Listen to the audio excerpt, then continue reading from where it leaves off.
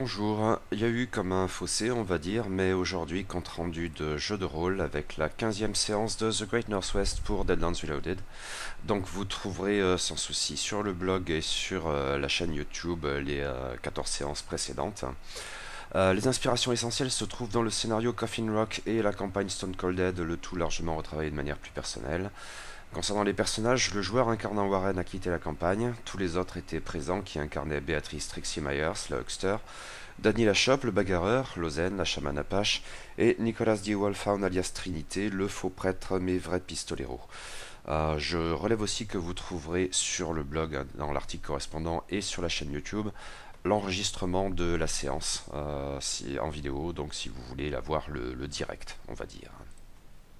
Les PJ sont stupéfaits de reconnaître Josh Newcomb, bien loin de Crimson Bay. Mais le journaliste, lui, ne semble pas les reconnaître. Il leur demande qui ils sont. Danny n'y comprend rien. Il le connaît forcément, il s'est abonné à son journal. Mais Béatrice se présente, lui tendant la main. Il se dit enchanté, mais écorche toujours son nom. Vous êtes des nouveaux venus? Newcomb pose cette question, les yeux exorbités, et il réalise alors quelque chose. Mais alors, vous êtes peut-être... Il n'en dit pas plus, mais prend des notes sur son calepin pour son prochain reportage. Il n'y a pas beaucoup de monde dans les rues par ici, avance la Huckster. Newcomb, tout naturellement, explique que c'est à cause des loups-garous, depuis que le maître est arrivé.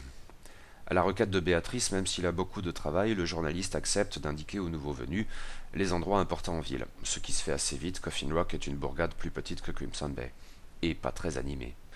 D'autant que la nuit ne semble pas avoir de fin ici. Effectivement, on peut dire ça. Je conçois que cela peut être déconcertant pour des nouveaux venus. Danny ne comprend absolument rien à tout ça. Et la boisson aidant, il commence à péter un câble. Newcomb parlait d'un maître? Oui, arrivé assez récemment, somme toute, une sacrée exception. Enfin, plus maintenant, peut-être. Personne ne connaît son nom, mais c'est un nègre. Et Newcomb déplore qu'il lui ait refusé une interview. Mais il peut le décrire, sans doute en exagérant. Approximativement 2 m 10 pour 95 kg, vêtu de haillons conformes à son extraction ethnique, sinon à son rang, un chapeau haute forme avec une plume. Mais je peux vous montrer un film si cela vous intéresse. Un quoi? Béatrice ne relève pas. Elle dit ne pas douter qu'un travailleur acharné comme Newcomb finira bien par obtenir une interview du maître. Il acquiesce. J'y travaille depuis les 5 ou 6 derniers siècles, vous savez. Danny explose. Hein? Les quoi? Béatrice le calme, et Danny ouvre une autre bouteille. Newcomb les invite à le suivre chez lui. Ils y seront mieux pour discuter. Les rues de Coffin Rock ne sont vraiment pas sûres. La cloche sonne, mais comme à Crimson Bay, il n'y a pas de clocher. Newcomb lâche comme par réflexe. Ah, encore un. Encore un quoi? Encore un mort. Mais ne vous en faites pas, il sera de retour dès demain. Il progresse discrètement dans les rues. Newcomb insiste pour qu'ils rasent les murs. Par ailleurs, il leur suggère de ne pas regarder dans les vitres, etc. Il y a parfois des reflets qui peuvent être un peu perturbants. Chaque bâtiment est couvert des mêmes inscriptions à la peinture rouge. Coffin Rock égale ville maudite. Mais ils finissent ainsi par arriver chez Newcomb. Il y a peu encore, c'était sans doute les bureaux d'un journal, mais ce n'est plus le cas, même s'il reste quelques piles de journaux invendus. Danny n'en peut plus. Béatrice relève le nom sur la façade, Rob Newcomb, et non pas Josh Newcomb. Il les invite à s'asseoir. Je vais préparer la toile et le projecteur. Les PJ ne comprennent absolument pas ce dont ils parlent. Puis ce à quoi ils assistent. Les images animées en noir et blanc, projetées sur une toile blanche. Nicolas est abasourdi. Lozen aussi. Pour la chamane, soumise au serment des anciennes traditions, cette machine incarne tout ce que son peuple rejette. Rob Newcomb, qui s'amuse de leur étonnement, explique qu'il a pu, après avoir économisé, se procurer un des fameux appareils photographiques spéciaux du Tombstone Epitaph. Une vraie merveille, n'est-ce pas? Ils appellent ça des films. Bien sûr, pour l'heure, c'est encore un mode de diffusion de l'information assez confidentiel, bien plus que la presse. Mais il est confiant, il faut aller dans le sens du progrès technique. Et comment rendre avec sa plume des séquences aussi fortes? En l'espèce, les images projetées montrent un horrible festin cannibale, avec des femmes en tenue légère et la poitrine opulente qui dévorent des hommes parfois encore vivants. Le sang gicle et dégouline en permanence. Nicolas dégaine son revolver et tire sur la toile. Mais qu'est-ce qui vous prend? Hurle Newcomb en arrêtant le projecteur. Nicolas rugit. Il faut arrêter cette horreur. Danny, ivre, demande où sont passés les gens. Béatrice essaye de calmer la situation, elle semble mieux comprendre de quoi il s'agit. Mais est-ce Newcomb qui a organisé cette scène? Bien sûr que non. Il l'a pris sur le vif, c'est l'avantage de l'appareil du Thompson Epitaph. Pas besoin d'un trépied, de pause. Mais le huckster lui demande s'il n'aurait pas été plus intéressant de sauver ces gens. Newcomb la regarde interloqué. Eh bien, non. De toute façon, les victimes sont revenues le lendemain, et elles ne manqueraient pas de remettre ça dans la soirée. Alors, pour l'amour de l'art et de l'information, Nicolas grogne. Ça, de l'art. Newcomb en est persuadé. Pour l'heure, les critères académiques manquent, mais dans un proche avenir... Béatrice se contient davantage, mais elle est elle aussi agacée. Peut-être serait-il intéressant de faire un autoportrait avec Newcomb qui se filmerait en train de se faire éclater la tête par le gourdin de Danny. Il reviendrait le lendemain, de toute façon. Le reporter semble y réfléchir sérieusement quelques instants, mais non, ça ne me paraît pas constituer un bon sujet. Nicolas se montre aussi menaçant, et Lausanne, persuadé que cette machine capture les âmes. Mais le reporter ne semble comprendre que bien tardivement que c'est bien de menaces qu'il s'agit, même quand Béatrice pointe son arme dans sa direction en lui demandant de leur dire où se trouve le maître. Puis il lui tire dans le pied quand il tarde à répondre. Aïe! Mais c'est extrêmement douloureux! Le huckster insiste, mais le reporter la prend de court. Vous êtes tous des gens tout à fait désagréables. Il est hors de question de poursuivre ainsi. Après quoi il sort un couteau de sa veste et s'égorge devant les PJ, lesquels ne s'attendaient pas à ça, et malgré les demandes pressantes de Béatrice, Lausanne ne peut pas faire grand-chose pour sauver Rob Newcomb ou purifier son cadavre pour qu'il ne revienne pas. Il décide tout de même de brûler son cadavre et sa maison avec. Mais d'abord il fouille le cadavre et son logis, tandis que Danny, ivre, fait le guet à l'extérieur, où il ne se passe absolument rien. Nicolas trouve sur Rob Newcomb son carnet de notes, qui ne contient que la même phrase sempiternellement répétée, Coffin Rock égale ville maudite. Seul le nombre de points d'exclamation varie. Il y a aussi son appareil du Tombstone Epitaph. Lausanne déniche une trappe un peu dissimulée qui donne sur une sorte de cave, mais c'est en fait, semble-t-il, la chambre du reporter. Sur tous les murs, il y a des petites traces à la craie qui correspondent aux décomptes des journées ou d'autres choses, les semaines, ses morts, et il y en a énormément. Un placard dissimulé contient des centaines, des milliers de carnets exactement semblables à celui qu'a trouvé Nicolas sur la dépouille de Newcomb. Mais les yeux de Béatrice s'égarent sur un grand miroir, qui ne renvoie pas son reflet mais déroule comme un film ses souvenirs traumatisants de ce qu'elle avait vécu quelques années auparavant dans ce fort assiégé par les Indiens où l'on avait peu ou prou, où on l'avait peu ou prou réduite en esclavage.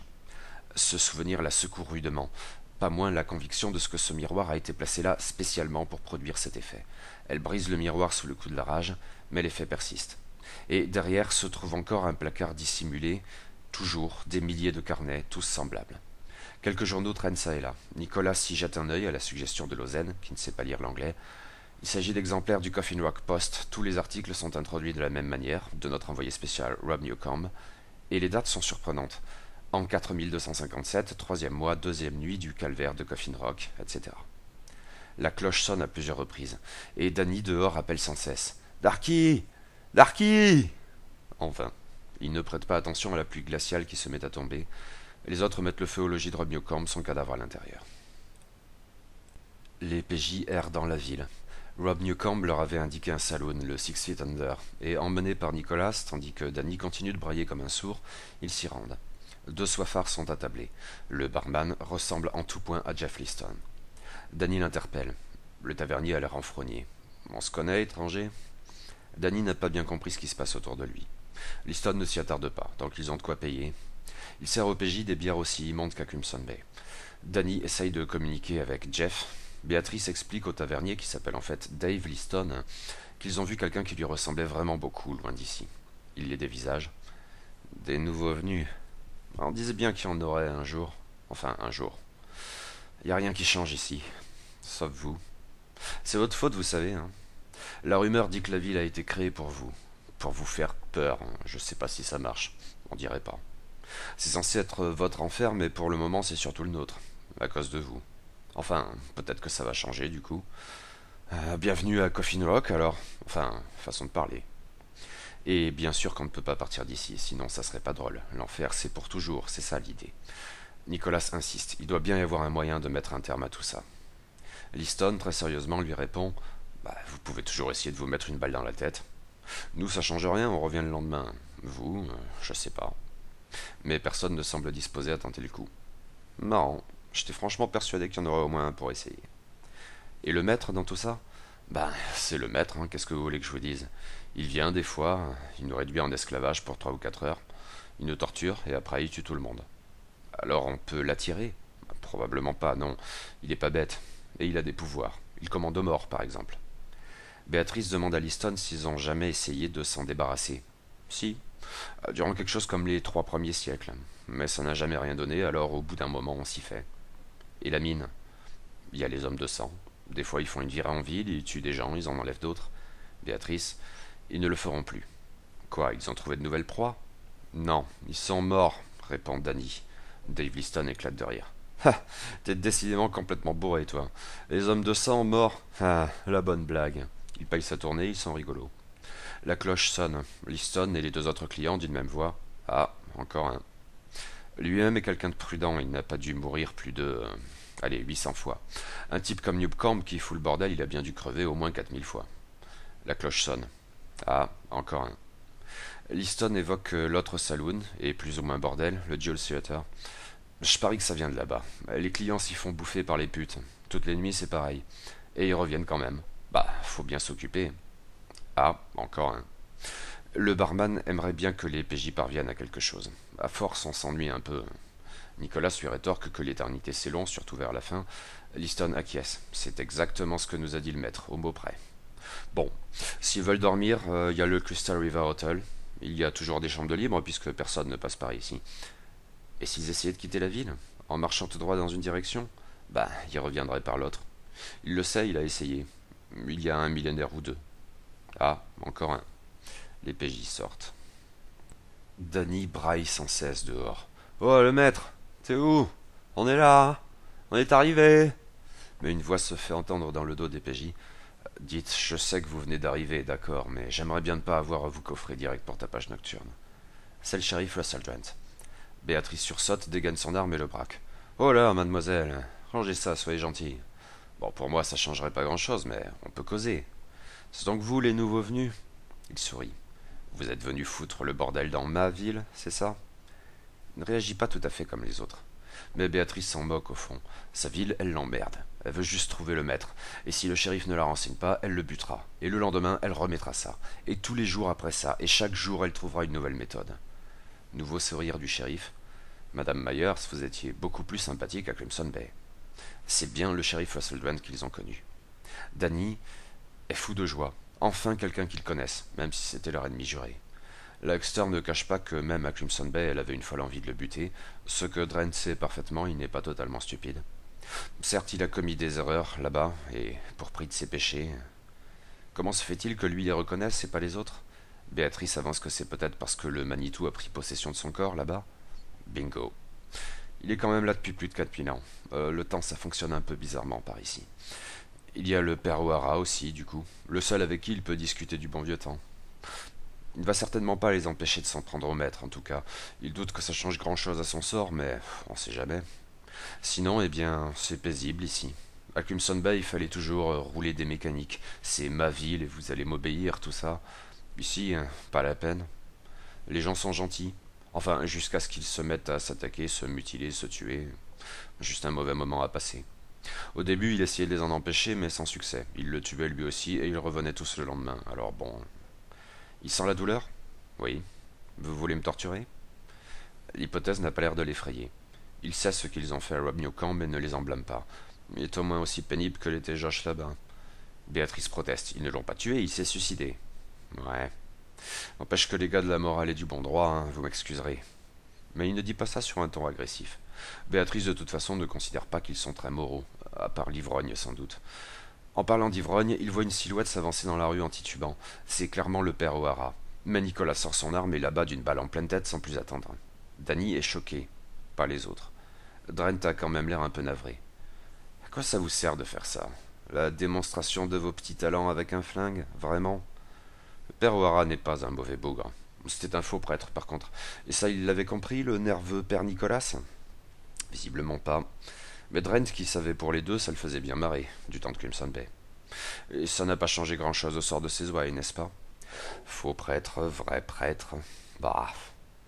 En tout cas, quoi que fassent les excisés de la gâchette, il suppose que lui-même ne retournera jamais à Crimson Bay, sans savoir ce qui lui arrivera au juste, sans savoir non plus s'il est possible de revenir à Crimson Bay. Bon, on sait jamais. Enfin, c'est ce qu'on dit. Il ne parierait pas trop sur les chances de l'adjoint Rafaela, de toute façon. Il a eu un aperçu de ce que le Manitou avait fait en son nom là-bas. Je crois franchement qu'il est pire que moi. Béatrice l'admet. Bon, ils vont sans doute tous crever là-bas. En parlant de cadavres, le père O'Hara au milieu de la rue, ça fait pas propre. Il va le mettre sous un porche, avec l'aide de Nicolas.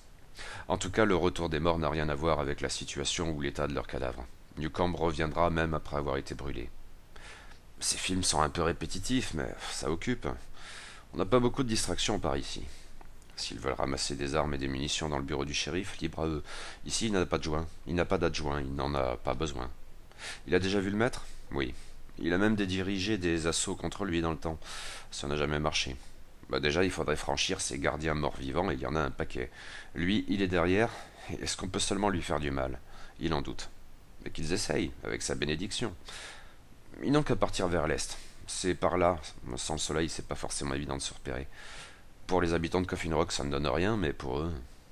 Il aime bien les symboles, le maître, ou le Manitou qu'il contrôle. Alors peut-être que le soleil levant... C'est ce qu'ils vont faire. En prenant le temps de se préparer, il est crucial que Lausanne exécute ses rituels qu'elle a un peu trop négligés ces derniers temps, et de se reposer. Danny doit cuver un peu, même s'il remettra ça dès le réveil. Il propose à Dren de les accompagner, mais il décline. Il a son travail ici, et c'est leur enfer après tout, en théorie. Les PJ prennent donc la direction de l'Est. Nicolas et Lausanne, qui ont quelques compétences en survie, sont particulièrement attentifs à leur environnement, qui est plus aride que dans les environs de Crimson Bay, et en altitude. Marcher sur ces hauteurs est d'ailleurs assez fatigant. Et Lausanne s'épuise rapidement. Elle, qui est habituée aux longs trajets, en conclut vite que les esprits de la nature la mettent à l'épreuve pour sa négligence. Le rituel seul n'a pas suffi. Nicolas s'en rend bien compte, et sans un mot, il l'aide à avancer, lui qui haïssait les Indiens. Les autres avancent bien.